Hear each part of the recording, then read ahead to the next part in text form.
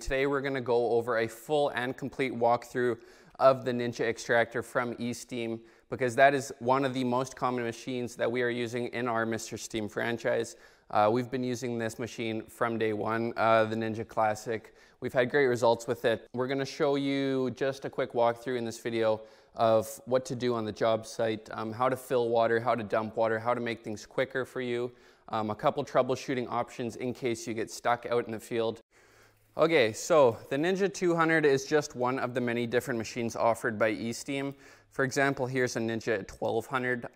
This has got a little bit higher PSI, but just for the simplicity of this video and the fact that most of our franchise operators are using the Ninja 200, that's what we'll be going over in this video.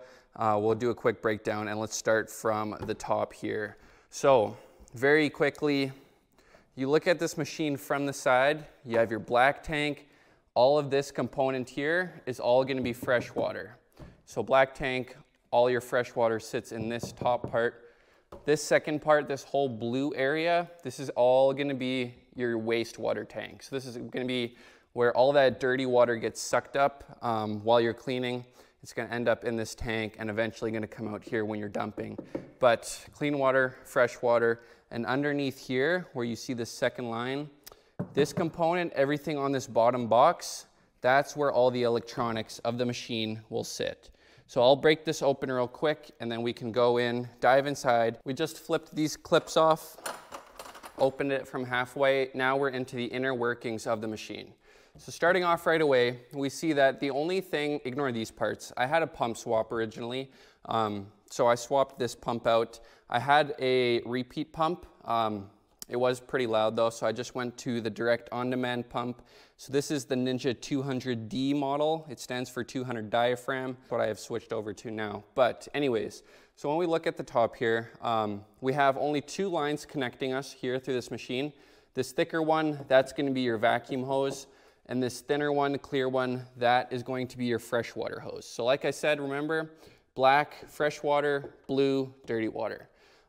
So essentially, your vacuum line goes, if you trace it all the way here, it's going to run into this first vacuum, and then this first vacuum is going to run into your second vacuum, and then your second vacuum is going to exit and dump down here. So as you see where this pipe exits, that's where the majority of your noise is going to come from the vacuum.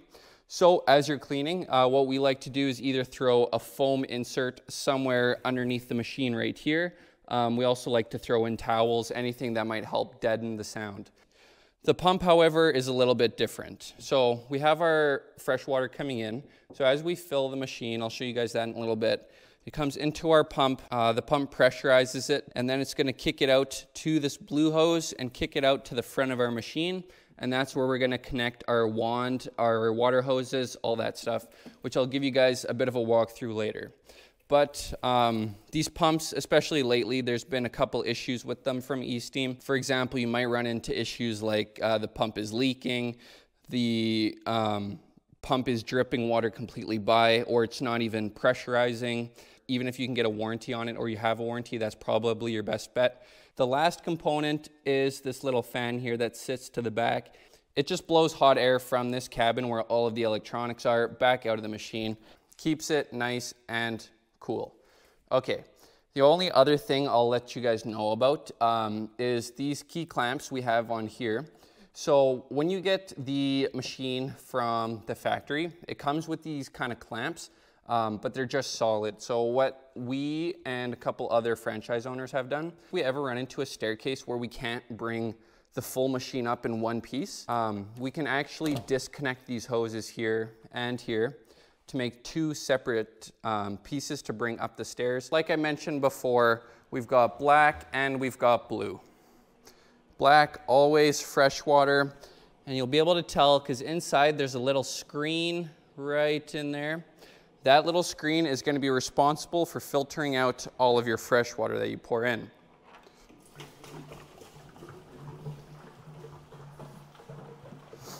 So generally when I'm cleaning houses, I carry small 10-liter buckets like this with little handles on the end.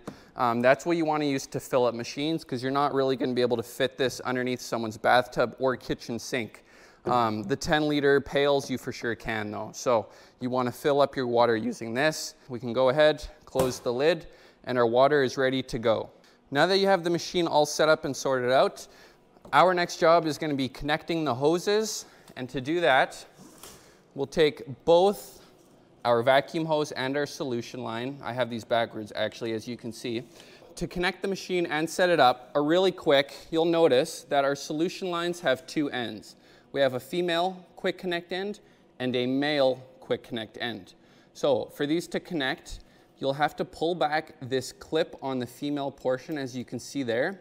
This drops the ball bearings inside and gives you room to slide on the male connection, as so. You'll know you've done it correct when you hear that clip, and you can't pull these hoses apart.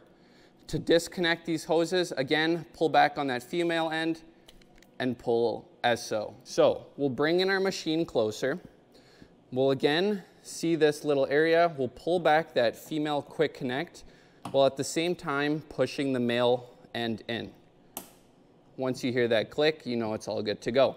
Now that we've connected the male end into our machine, we are going to connect the female end onto our upholstery tool. And push till we hear a click. If we can't pull it apart, then we know it's good.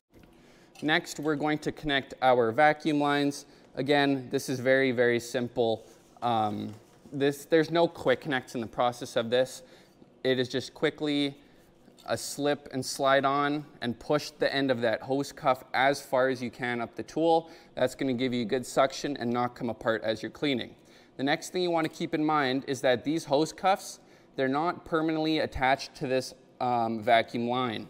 So what that means is that if you, over time, you keep working, eventually that's going to happen.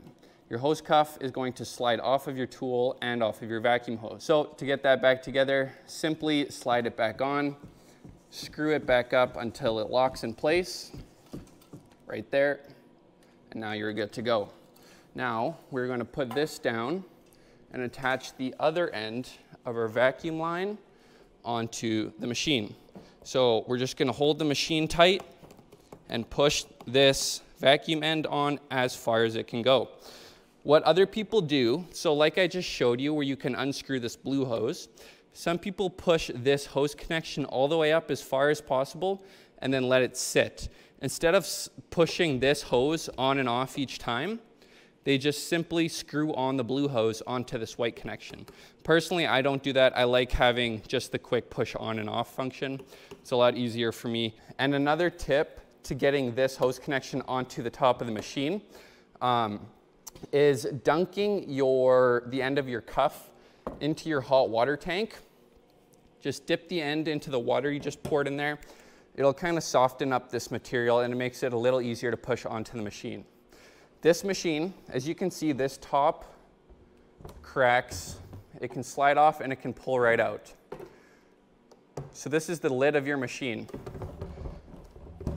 When you have it connected, you want to make sure this rubber seal right here, all around the machine, is making proper suction.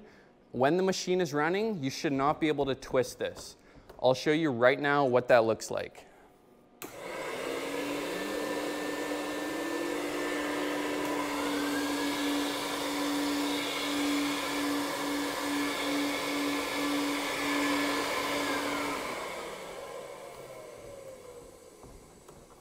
So when that suction is created by the machine being on, this should not spin freely.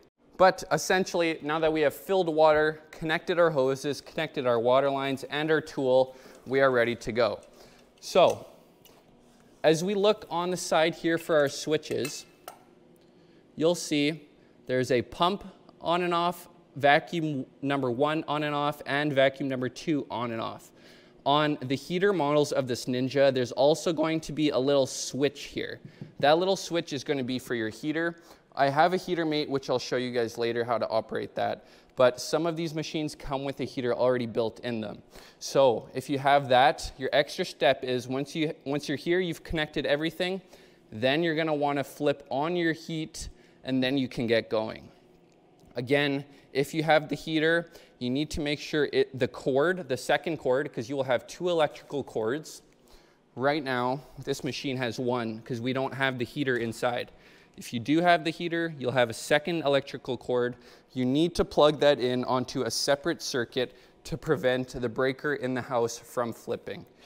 Generally, bathrooms are a good idea and have their own circuit, plus 1 extra room somewhere in the house that you can pull electricity from. So to turn on the machine, we're going to flip the pump switch on. You can hear that the machine pressurized, a little bit of water shot out.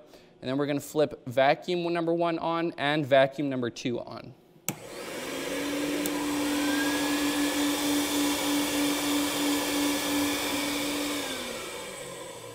So, our machine is on, but how is it working? As you look in the front here, we have our water and our vacuum coming in. As we're cleaning, we're spraying water about 1 centimeter ahead of the vacuum onto the material. So we're spraying the material and then we're pulling it out right away with the vacuum. So up close, you'll see we are spraying the material, the surface, and then right away we are vacuuming it up. So now that we have the machine, I'll show you quickly here what the jet looks like. To run this upholstery tool is pretty simple. It's just a 1 lever function that is responsible for water, and it's going.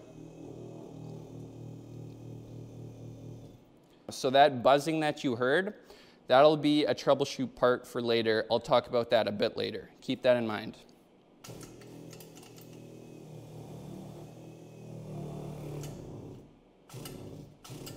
So this is what the pump is going to look like fully pressurized. Anytime you press the lever, you get water delivery. So whenever you're working with an upholstery or a carpet tool, always pull backwards, or if you're spraying an area that you can't reach, make sure you are vacuuming it up with either a tool you're using, hit any excess spots to pick up any excess water, or additionally, you can pull the hose end off of the tool and vacuum up the area itself using just the vacuum hose. Now we've been working through our job. We've been going for about an hour and a half or so, let's say. We fully cleaned the couch. What do we do now? Okay, so a couple things. To get this machine ready to get packed up and go home, we both need to empty the clean water and empty the dirty water, because water gets super heavy in transport. It gets hard on your back, and if you're doing this over time, you're eventually gonna hurt your back. So what we're gonna do to get this fresh water out of the tank is actually vacuum itself out using our vacuum.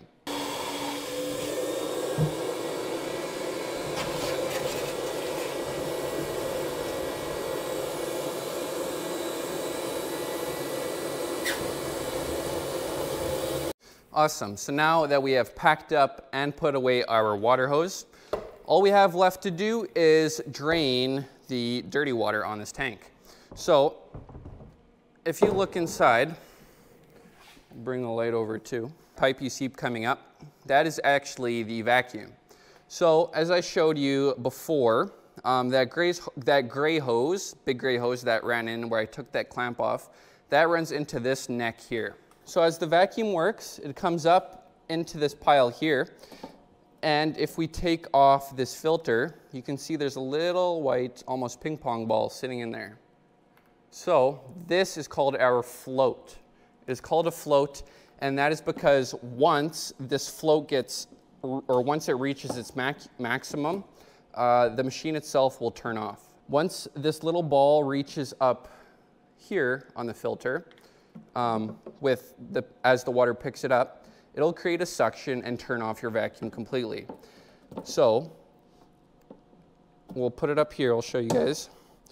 Water rises, this ping pong ball will rise, hit the top here, create a suction.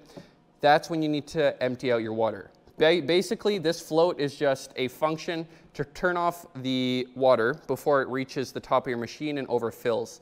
Another thing to add, if the water's sitting up here already,